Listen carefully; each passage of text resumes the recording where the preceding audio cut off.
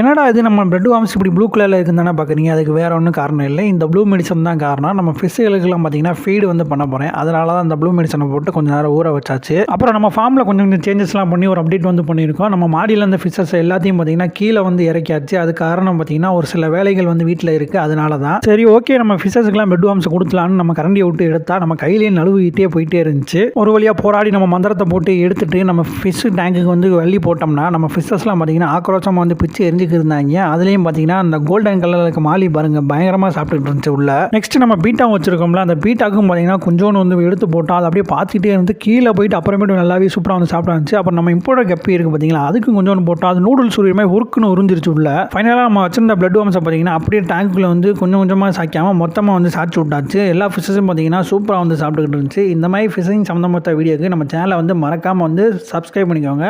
Bell icon இருக்கும் அதை வந்து மறக்காமல் கிளிக் பண்ணிக்கோங்க.